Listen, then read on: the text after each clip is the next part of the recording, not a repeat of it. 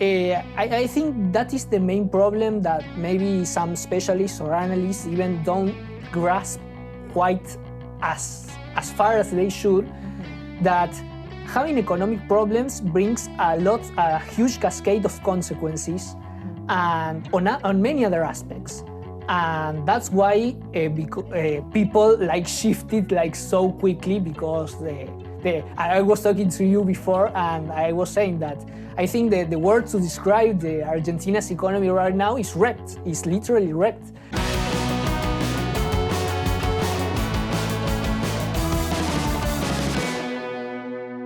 Hey everybody, and welcome back to Undoctrination. I'm Maggie, and this week I am joined by my great friend Noé again, and this time he is in studio. He flew all the way from Argentina just to sit down and talk with us. I'm just kidding. He's here on vacation. He came to visit us in Atlanta and see all the FEE people, but I thought I would have him on the podcast again because since I was last in Argentina, things have absolutely exploded and gotten even crazier, if you can believe it. And Americans have this new interest in Argentine politics. So I wanted to bring Noé in to talk about his firsthand account of what's going on there. Thank you so much for joining us today. Well, thanks, Maggie, for the invitation. It is a real honor to be for the second time here. The first time, here, in the studio. So it's super, super cool to be here. And Argentina is a whole revolution, in many aspects. Many people are trying to understand what's going on. Basically because we had a presidential election, and the thing is that the results were not what people expected in the first place, and a new party has emerged in Argentina, which is led by Javier Milei, which took the first place in voting. So nobody expected that result. Is this a first-time party? Is this the first year that they're really involved in the elections? Well, the party actually started 2 years ago. Really? Recently? Yeah, it's and they swept the presidential primaries. It's a really interesting phenomena. Why? Well, first of all, their only official participation was on 2021, 2 years ago, on the legislative elections, but only on the capital of Argentina, not in the provinces. Okay. What you've got in the provinces are some parties who are somehow related, but they are not united officially.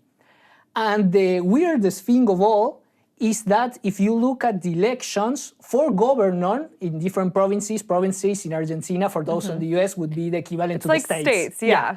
So in the states. So when people chose for governor in the states, the supposed Milei's, not that official, but almost official representatives, didn't get any of the vote, 3%, 5%, no more than that. So the people that are of the same ideology or parties that are kind of similar to Milei's didn't win more at the local level, but Milei himself. They weren't even close. So all the people say, well, this thing is maybe some people will vote for him, but nobody really cared about him.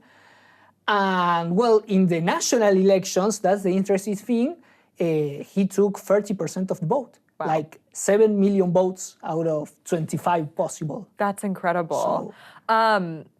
Okay, so is this common for Argentina? Have there traditionally been two parties, or is it a country where there are constantly new parties kind of coming in and taking over? Well, Argentina has been quite traditional for some time, since the emerging of Juan Perón after Second World War. Basically, there were two parties with some dictatorships in between, but the two main parties were Perón's party and the Radical Party, which is called, which has, I know that it's weird too. It's the moderate party. Yeah, the Radical Party, they're the centrists. I totally forgot about that. That always makes me laugh. But so they are something in between. And this party now has transformed into a bigger coalition, which is called Juntos por el Cambio, United for Change somehow. And well, this party is also like battling for having the president. Its last representative was Mauricio Macri in the period between 2015 to 2019.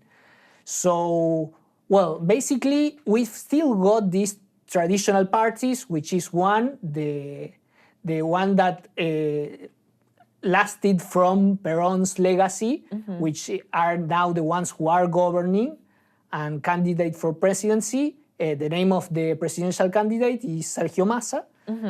Then you've got this other traditional party with the big coalition, which is Juntos por el Cambio. And then you've got the new party, which is only 2 years old, and the first time that it appears nationally, which is La Libertad Avanza, Freedom Advances would be like the name translated, and its leader is Javier Milei. That's incredible. Kind of breaking this down even further for American audiences. So the Peronist Party, what would you say are like they've really been the ones in charge for a very long time, right? The centrist party is probably going to do a lot of the things that the Peronist Party does, but like, you know, their dialogue is probably going to be more balanced. Is that right? Yeah. Okay. Like, like the Peronist Party have been a lot of time in power. From the last 20 years, they have been in power 16. So basically, 4 out of 5 years they have been in power. And when they have not been in power, they have been the main opposition by far, and they have had a lot of power in opposition, basically because they have had a lot of popular support on one part, but also because they have like strong ties with labor unions and some sorts of lobby groups, which in Argentinian politics have a big say because they have a really big movement of pressure and of sometimes threatening as well, but you know, they really can control at least a part of the political decisions of the country. And that's kind of how Perón remained in power, was by forming alliances with different labor unions, right? But like that kind of changed based on the time period and who was the most powerful, like whatever would get him elected. Do I have that right? Well, yeah. The thing is, well, on one side you have the figure of Perón itself, which, it has some contradictions onto which policy or to which political party he represented, because some conservative groups feel represented by his figure, and some radical left-wing groups also feel represented by his figure. How does that happen? Well, basically, I think that he united two main concepts. One, well, he was a populist in practice, and he united the concepts of social justice and helping the working class, but the hard working class. So maybe the more conservative groups took the hard-working class benefits as an idea, and the more radical left took the social justice and wealth redistribution for the poor idea. That is very interesting. I feel like there is there's been like a recent surge in American politics kind of towards that. So that's kind of how Peronism got established. Yeah. What, kind of zooming out, what is Peronist policies? What has that actually done to Argentina? Because a libertarian, anarcho-capitalist, or minarchist, I know there was some debate about what Javier Milei actually is. That doesn't just happen. Someone doesn't just sweep into a country, because at least in America, we have been trying to get libertarian ideas platformed on a national stage for a very long time. And we were a country founded on libertarian ideas, right? And it just doesn't happen here. So things must be really bad Well, if Javier Milei is able to come in and basically, sweep up. it's the economy, and it's basically no more than that. Because when we talk about the economy is wrecked, I think that is the main problem that maybe some specialists or analysts even don't grasp quite as far as they should. That having economic problems brings a huge cascade of consequences, and on many other aspects.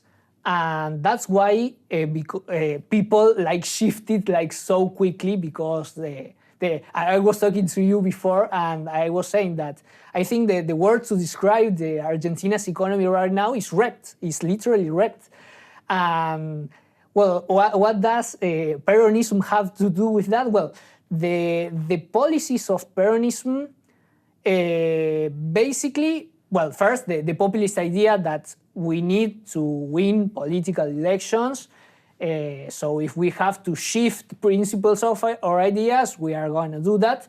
But, well, they had some ideas like wealth redistribution, like the chief of the enterprises is the bad guy and the one we have to combat. That's why the labor unions as well. Right. Imagine Perón's effect historically in labor unions, that there's an association of labor unions which are called the 62 Peronist organizations. So 62 labor unions? Yeah, which are under Perón's name. In Argentina, there are more than, I don't know the exact number, but they are more than 1,000 labor unions, like easily, way more. And they have a lot to say. And they're protesting constantly, which I saw when I was there. Like, I mean, I think I was there for the International Labor Day, and so I went into like the main square in Buenos Aires, and there were a lot of people there, and some communist lady giving, a very impassioned speech. But they are everywhere and constantly protesting. Why are they protesting all the time? Because I think it has something to do with the wages being determined by government action. And by them, yeah. So yeah, that's about it. The labor unions have so much power because they have the power to make a whole industry go on strike. When an industry goes on strike, well, the economy is quite hurting. So politicians will do like not everything to please them, but will try to avoid as many strikes as they can, because they know that has economic consequences. Got it. So the government gets involved a lot in these negotiations. Yeah. Between like unions many of the negotiations have to do, for example, with the high levels of inflation that Argentina has. And you could say it is like quite rational that some of these labor unions ask for a raise in wages, because, well, the salaries would be losing against inflation.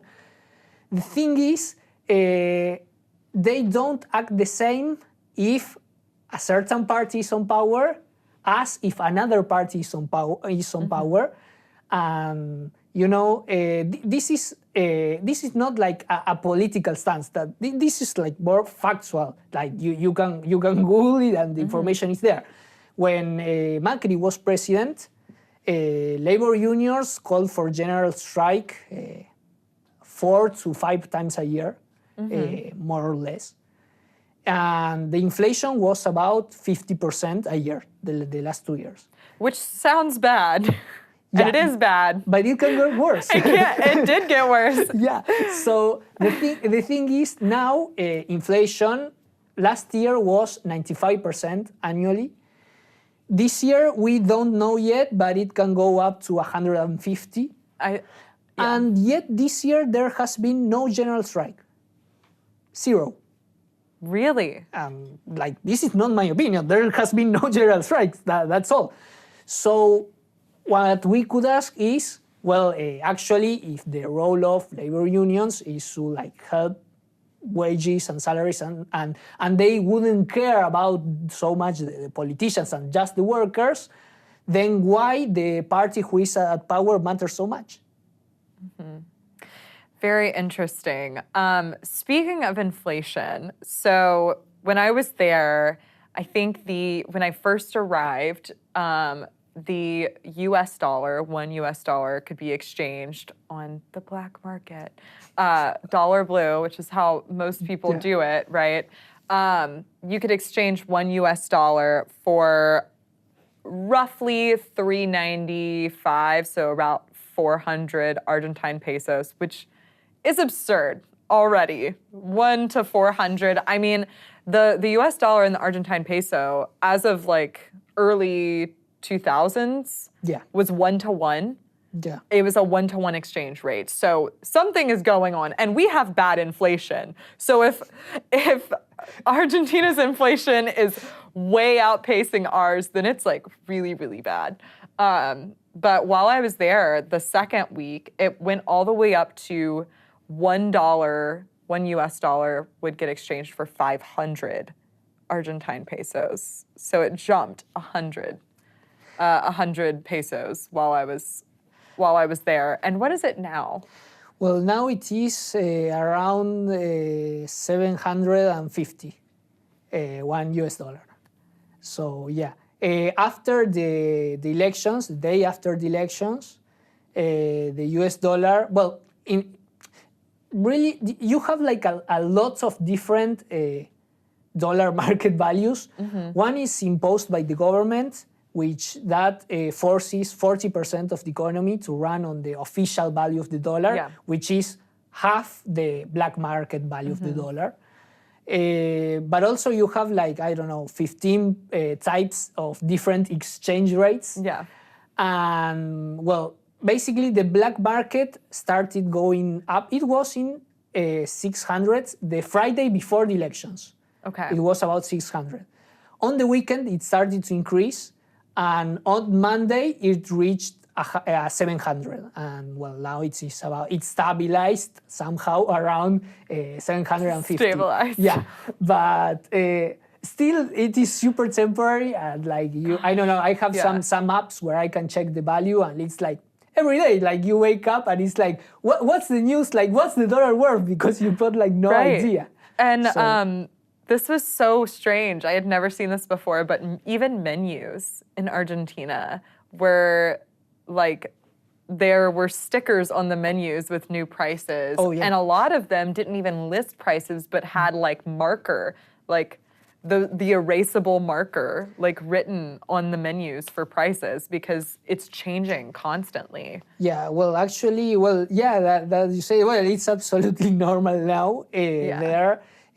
Basically, there are many types. Many enterprises have decided like to put them on a web page. So click on the link and check it out. So it's easier to change the numbers in a web page.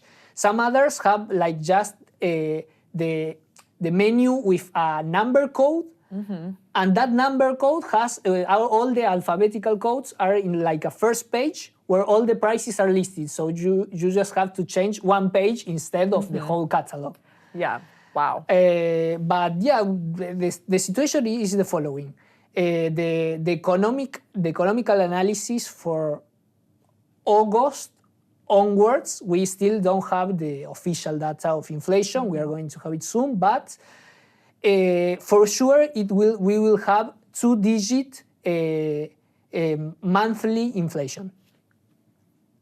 So that we didn't have that before. We had around 7%, 8%, 6% inflation per month. Now we are going to have from 10 upwards, probably most near 15. How do people on the ground deal with inflation that's rising that rapidly and devaluing the currency that much? Like, because presumably, I mean, that's why people are striking, because inflation is happening so quickly that, you know, like you have to constantly keep raising your salary. But how do you even keep up? How do you afford basic necessities if it's constantly changing? On real terms, you have to get used to lose a little bit, like, I don't know, like 1, 2, 3 to 5% a year. Like you lose on real terms, like not on numbers only, but on the capacity you have to buy stuff. But to try to avoid that, generally, you try to buy dollars. That's what most people do, because even in cash, because you say, well, that's not so convenient because you have US inflation, but not many people has like the enough financial education to understand how can you buy a dollar which can give you an interest rate, or do not even know how much the inflation in the US is. So it's non-existent if you compare, it's basically. like for Argentina it would be almost like paradise. It's like like we know it is hurtful to have inflation, but if you compare, I don't know, 5% annually or 3% to 150, well, I'd rather take 3%, you know? So it's more or less like that. Also, you always try to buy stuff because like if you buy now, it will be better than to wait 2-3 days, a week, or even a month. Right. So because you the stock prices up. Will go Yeah, up. you try to stock up with food. Okay. And you also try to buy a lot with credit, because sometimes you've got a couple of months without charging interest for paying on credit. So they are like, it devalues with inflation. So you'd rather be the person purchasing things on credit, so the debtor than the one loaning out money. Oh yeah, for in that sure. kind of society. Yeah, for sure. Because you can know.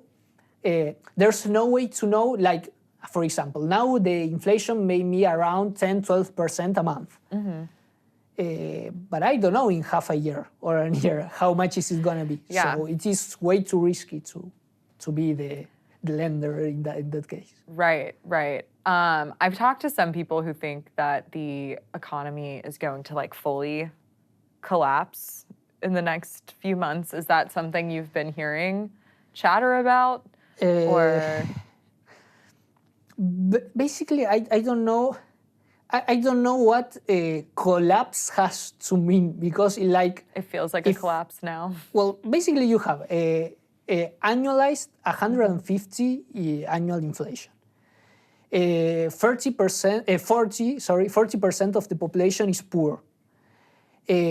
Half of the children in Argentina is poor. So 1 of 2 kids don't complies with basic needs. And well, also you have like another problem, such as insecurity. So maybe the stuff you try to earn, you can risk it. Like it is super easy. If you are distracted walking on the street, somebody takes your cell phone. And for this kind of robberies, justice doesn't react, or it reacts too late. So you have that institutional problem as well. So it's all a couple of things, and also the huge amount of poverty with many people which are like on the margin. That leads, for example, to drug addiction or that type of problems, which leads to more insecurity. So I don't know, like exactly what would be like the standard to say, well, we have collapse and previously we haven't. Maybe like to have a hyperinflation, but we have a 3-digit annual inflation. That's not normal at all. Yeah. So what worse do we have to go like to collapse? I don't know. It's a good question. Like, how can it get worse? I mean, I know that if Milei wins, he's going to pursue a balancing of the books, basically, and is going to get rid of a lot of government bureaucracy, which will probably mean people are out of jobs for a little bit. But I mean, it has to happen, right? For the economy to start to recover. Like, the main problem, which I think most parties, even some that are like left wing, I don't think that in practice, but at least on the discourse, which is a major shift, everybody's talking about having a balanced budget, which like 5 years ago or 10 years ago, nobody cared about that. And they weren't even saying or talking about balanced budget? Yeah, no. And well, that's one of the main problems that we reached where we are now. Like, well, why so high inflation? Like, why is it printing so much money? What's happening to the peso? For a huge couple of years, when the government has kept, I don't know, or has earned through taxpayers, to say on an example, it earned 10, it spends 20. 1 year after the other, after the other, after the other. So, it raised taxes, but people don't comply anymore because the tax rate is way too high. It's impossible. So the government doesn't earn money that way. Wait, so people just don't pay taxes anymore? Oh, no. Like, they don't pay all the taxes. Because there is like excessive regulation and an excessive amount of taxes. So it's impossible to keep up. That's a great point to make. Like when there's too many rules, too many taxes, and it's just so complex, you can't expect even the most responsible person to live up to it. It kind of makes everything else defunct. Like if you combine on local level, regional and national level, you have around 170 different types of tax. Not all of them are for everybody, but still it is way too much. And even maybe not. Some are like a really heavy load.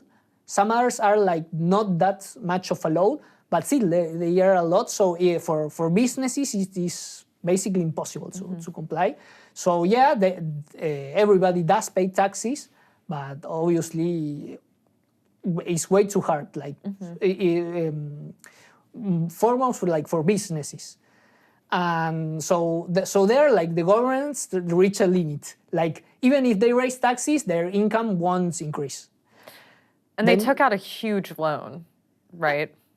Like a few years ago, there was a huge loan that Argentina took out through the IMF. Yeah, that was during Macri's government, and he got and he was the centrist, right? He was the the radical.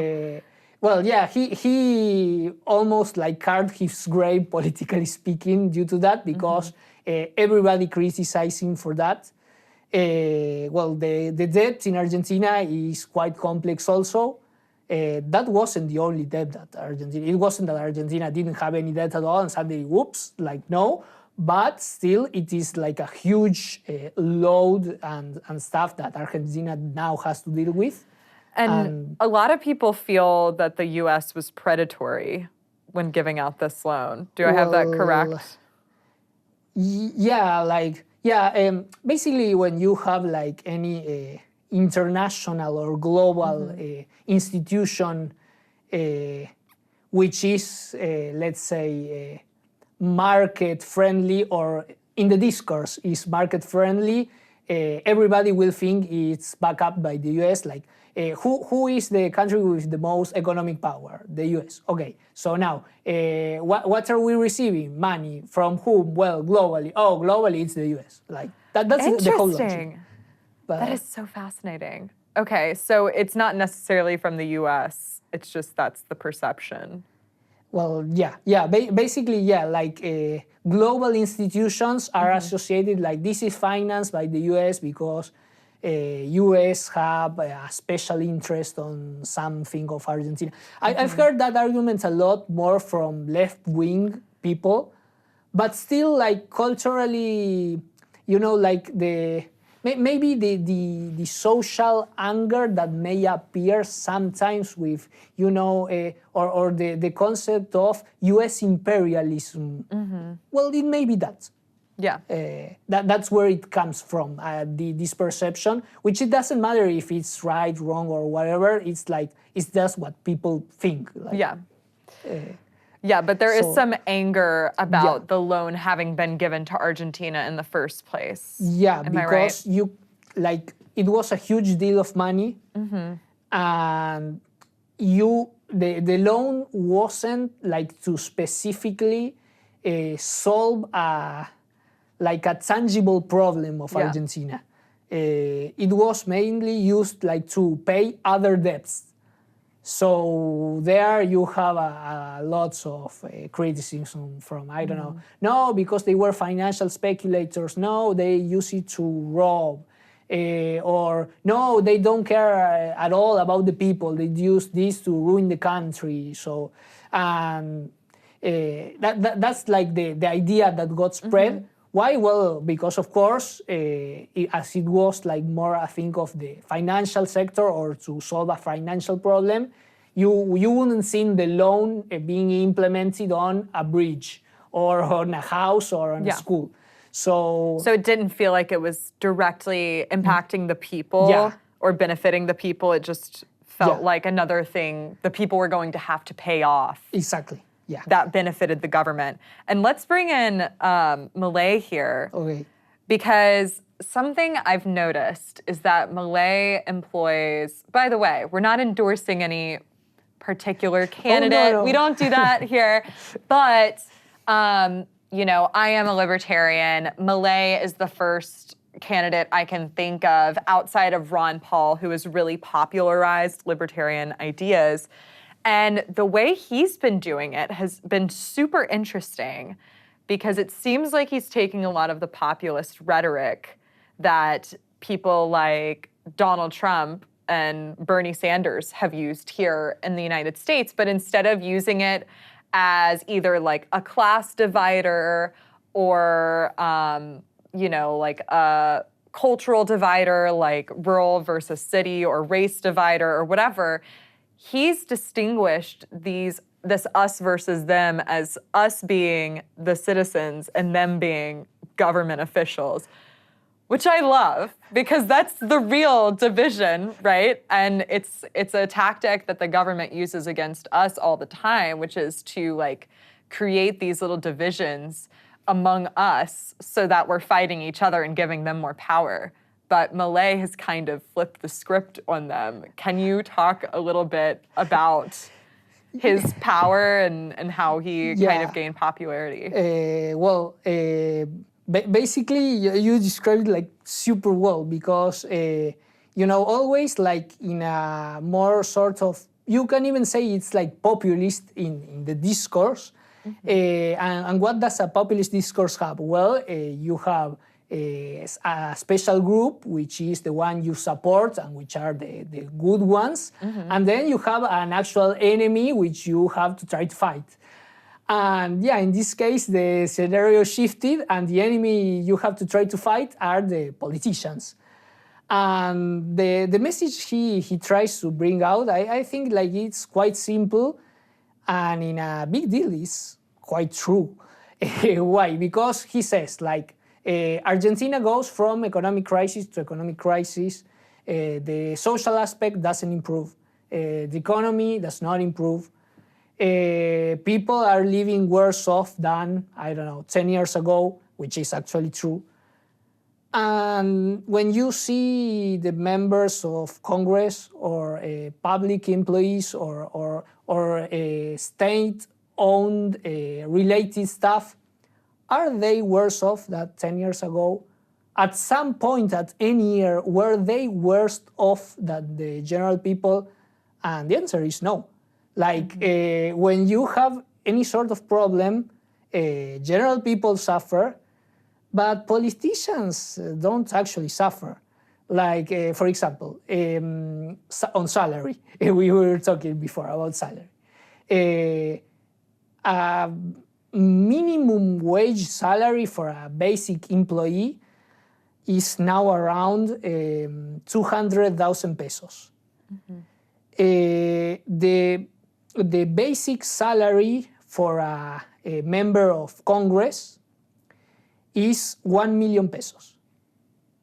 So if you translate it in US dollars, you may say, well, it's not that much. There are other countries where politicians earn more. Yeah, sure, but the people also earn more.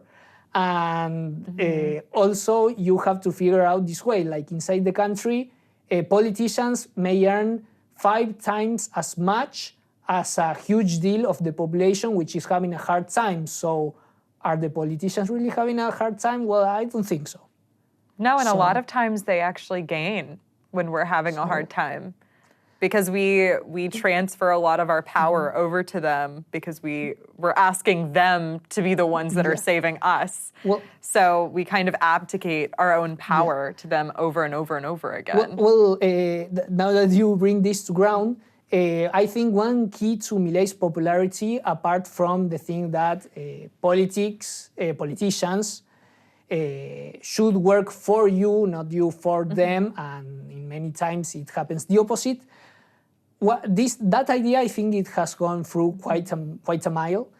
But also the pandemic played a big part in Milei's popularity, because Milei, as a political figure, rose during the pandemic because the power given to the government was so hard and the controls were so strict and in many cases really illogic, that made people like fed up. And that's when the discourse, you had on 2020 a whole group of politicians saying, we are going to save you, and they almost made your life impossible. And for many people, they couldn't even say goodbye to their dead relatives. There were many awful things happening, regardless of politics, regardless from ideology. So with that social situation, with the economic disaster, in which the 2 traditional parties had a chance, then you can put blame, responsibilities, or whatever. But the 2 parties at least had one period in government, or more than one, and here we are. So many would say, well, but what happened to the traditional parties? Well, maybe they took government. That would be one answer. That why many people got like fed up with the traditional ones. It's really interesting because all of these things that are happening that have cooked up this like, this climate where Milei has been able to gain a lot of popularity. Every time I talk to people about Argentine politics and what's been going on, it just sounds like America on level 1000. Like you take all of America's problems and you turn up the heat and fast forward like 40 years, right? And it's so sad that it has to get to a point where things are really, really bad and people genuinely cannot afford basic necessities before people are like, okay, this isn't working for us anymore. But I do think that a lot of the policies in Argentina that created this crisis are being implemented around the world, and that we're going to see Argentina happen again and again and again. What do you think is going to happen? I'm asking you to play like the prediction game, which like nobody could have predicted. Yeah. So by the way, there was a presidential election, but it was the primaries, right? So we haven't gotten to the actual, consequential, full-blown presidential election. That's happening right before I go back, actually. I don't think I told you this yet, but I'm going back. Oh, that's so cool. Okay. But yeah, what do you think is going to happen? Is Milei going to win? Well, chances are pretty high that he's going to be the next president of Argentina. Is it sure? No, not at all.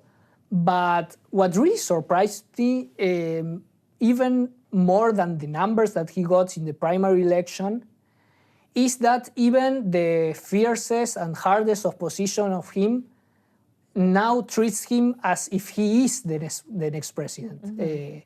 Even traditional media, like, regardless whether you love him or you hate him, everybody speaks about him.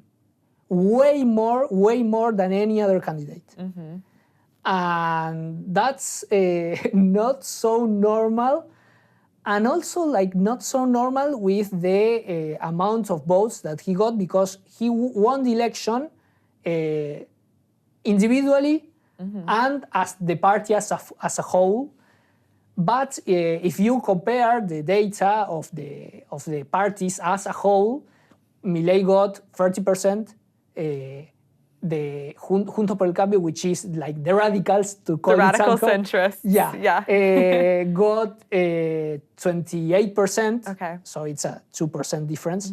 And the actual government now, which is like the Peronist party, got 27% of the vote. So between the first and the third, you only have 3% of distance as a party.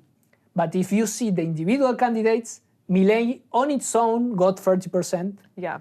Then you've got Patricia Bullrich of the Radicals with 17%. And you've got Sergio Massa of the Peronist Party with 20%. So if you see it like individually, maybe you can think, well, Milei on its own takes quite an advantage. What I noticed when I was over there talking to people about the election, and usually I wasn't the one bringing it up because I know that's impolite, but when people would talk to me about the election, a lot of times the people supporting Patricia Bullrich liked Milei policies, but just didn't like him as a person. Do you think some of those hang-ups have started to fall away? Because Patricia Bullrich is kind of a more moderate version of Milei, right? Yeah, well, actually, you know, this is on the context of the political. I don't know how to call it, but you know, when they are politically fighting and to make propaganda and to you know, like to kick the other, like treat him like as he's less. Milei after the election said Bullrich is like a third or fifth quality of what I am. So why don't you vote for the first quality if you want that? So, you know, it's like, of course, he's trying to pull some votes from there and everything. But he's making like the point that, like Milei started calling for some type of reforms. And then you see like the moderate party calling for somehow similar reforms, a little on the economic aspect. But of course, you've got like the discourse and the way of expressing it, which is quite different because everybody got to know Milei at some point shouting about something. He does shout quite a lot. So anyway, although he shouts, he has provoked an effect because many of the things he's angry about, generally I am angry about it. So you can feel like you can understand it somehow. This sounds like the Trump effect that happened in 2016. Like he swept the primaries. He was all that anyone could talk about. He went on to win when nobody thought he could. And he had this very blunt, kind of crass delivery of things that turned off a lot of people, but like really excited a lot of other people because it felt like he was angry about what they were angry about. Although I do think Milei is much more in line with my thinking on things and my philosophy about the world and the economy. And I do think he would try to actually reform Argentina. What do you think is going to happen if and when he gets elected? Do you think he's going to face a lot of opposition, or will the forces of heaven come in behind him and help him out to get some of these like really big policies passed? Yeah, well, first of all, I think it is fair to say that Forces of Heaven, it came to be like a meme or a slogan of Milei's party. So if you are interested, like to look what are Forces of Heaven. Check it out. Post anything about Milei and you'll get like 50 people welcoming you to the Forces of Heaven. I love it. It's so funny. He will probably need Forces of Heaven and probably something else to because he will have more opposition than probably anyone else had. That I can imagine. because he will have support of the population, but half the population, and the other half is not that they do like disagree or dislike a little bit. No, they do hate him. They do see him as I don't know, as a dreadful person. Basically, I think the main reason is because of the type of discourse that he brings. So when he's so passionate, for example, many youngsters are like, yeah, like let's go sweep all these trash politicians. But I don't know, if I talk to people that are around the age of my grandparents, they say, I don't know, I hear him and he's like way too violent and he shouts a lot. So you got that kind of... That's exactly what I've gotten from different people I've spoken to. It's definitely like the younger people, millennials and younger are like, let's go. While older people are a bit concerned about the rhetoric. Although I have met older Argentines that are like, yeah, I hate these people. Like, get them out of here. They suck. Well, like, I think that the one important thing to say that the movement or the popularity of Milei spread really wide on social media through young people. Then it went like to higher age groups of people. But it wasn't that the 30% that Milei got of the vote, it's all like young, and many say young people, young men. Like, it wasn't like that. Like, you may have like that stereotype on social media, but he got 50% of the vote on Salta, for example, on provinces like Salta. I love Salta. It's one of the most beautiful provinces of Argentina, I have to say. And well, like the case of... It's very rural, right?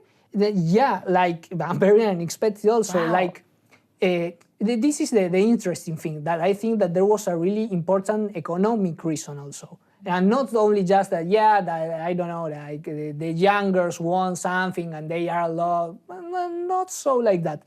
Because he won in the most inner provinces of the country, and in the capital of Argentina, in like Ciudad of Buenos Aires, he got third, not even second. And on the other places which are very much more remote, and the levels of poverty are even higher, the levels of insecurity are even higher, and everything, he got way too much more votes. That's actually really interesting. So it isn't just like young urban guys that's what that are voting. Media was saying like at the beginning, and everybody was thinking about that. I also thought that, but then I thought on one program in television, you can see on the election, the voting, you can see like from regions and neighborhoods in each district who got the first place and everything. For example, where I live, which is in Córdoba City, you can more or less classify the neighborhoods with social income. The neighborhoods with the highest social income, the party who won was actually the moderates, to call it somehow, the radicals. And the other neighbors, which are like associated with people with less income, Milei got the first place. Wow. Yeah, so, when I was traveling through Salta, it was very, very remote. Like, at least the parts that I was traveling through. Very remote. There were obviously some very beautiful properties out there, but I assume most people don't have a lot of money. Just based on like living standards and everything. So it's really interesting that he won those areas, because typically you're gonna hear that free market capitalists only care about rich people and they only benefit the rich, but that is just certifiably false, right? Really, what's needed in Argentina is real opportunity, like the ability to go to work, like make an income and it not disappear tomorrow. Because inflation has just completely devalued the currency. Yeah, well, basically to have a possibility to save your money, to have actual savings, because that's another consequences, one of the many cascade consequences of inflation. You lose your ability to save because, well, your real chances of buying stuff diminish. Yeah. So you have like another problem there. And yeah, people get tired. Many people which actually wake up really early to go to open their market, who are day to day with the finances, which are doing their most effort to give their children something to eat. And then from one day to another, some band of thieves go and break into the building and they destroy everything. And that happens regularly, and does justice make up for it? Well, probably no. So, and then like you have all these huge problems, like 150% inflation, and whatever discourse the politicians say, they don't seem to actually care. And that's the other thing I think that many people has realized. And there's many people also that even may disagree with Milei, but still voted for him because they say, like, I fed up with the traditional political parties, because basically, which is like the general people's problem: inflation, poverty, insecurity, lack of capacity to innovate, to have an enterprise, to develop a future. That's why also many young people trying to go abroad as soon as they can. And what do the politicians offer instead? Well, they are talking about which color are we going to paint the seat in the public square. Like they are talking absolute nonsense. Yes. And they're keeping busy. They're keeping busy. They don't seem to realize. Yeah. Like even when people tell them, hey, but that's very cute, but what are you going to do about inflation? Well, we have a plan. We're going to figure it out, but it's like it's BS. So it's like it basically feels like you're literally kidding the people. Like they are. They're lying. They're lying. So, and if they were to acknowledge that there is a real problem, then they would have to acknowledge that they're the cause of it. And why would you elect someone who caused your issues to solve them? Why would you say that like the person who caused you to have these issues in the first place could actually fix them for you? They can't. They're benefiting from that. So yeah, it makes a lot of sense. I'm so happy that Argentines are fed up, because that's when things really happen. And I just have to say, I think I told you this last time, I absolutely loved all of the Argentines I met. I came away from that whole trip feeling like, Argentines are just incredibly hardworking and can withstand so much storm. So if you're an international company that wants to hire people that can handle turbulent times, hire some Argentines, man. Because they're just like, they're really hardworking people that can like kind of just keep it pushing through really, really uncertain times, which is not, you cannot say the same for Americans, okay? We have 8% inflation and we're like, oh no, which is understandable. It's good that we care about the problems in our country, but it's really impressive to see people continue to work, because like what else are you gonna do? Yeah. When things are hard. Well, like on a joke, like we Argentinians like to say that we like to be like, we are like really competitive because like we want to be champions on everything. The thing is that includes like the good part, for example, soccer, the World Cup or everything. And that includes the bad part, like we want to be champions of inflation, champions of, champions of whatever stuff you culture out. Like, give us a topic, doesn't matter the morality of the topic. Yeah. We'll try to make good or bad. We'll try to get on top of it, So that's that. That is so funny. Yeah, anytime Argentina is mentioned on social media, I see this meme in the comments that's like, Argentina mention. Like, we are the best in the world. And it's like, it's like like we can let through like 5 minutes without being champions in something. So that's the meme that goes around. So. Oh, that's amazing. Well, I'm really excited to see what happens next. And I'm sure a lot of people in the comments are going to have a ton of questions for you. And I saw in the last episode that you were on, you were in the comments answering every single one. So please, you guys, leave comments for Noé. Also, you can follow him on different social media sites. What platforms are you on? Yeah, well, I make some content talking about basic ideas of economy. On Instagram, my username is Kaplan with K/Noé. And then you can also find me on Twitter as Kaplan Noé.